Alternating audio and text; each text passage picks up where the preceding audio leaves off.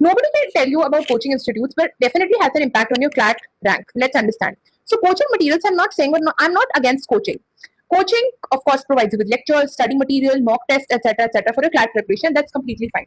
But again, we consider two kinds of students. A student who goes to coaching every day, attends all the lectures, and the second student also does the same. So both are friends, and both of them listen to the same lectures, do the same mocks at the coaching, consume the same material at the coaching. But what happens? The other student goes back home and does not do anything, thinking that whatever study that I was supposed to do today, it's already done because I've attended the lectures and solved questions at the coaching, so it's done.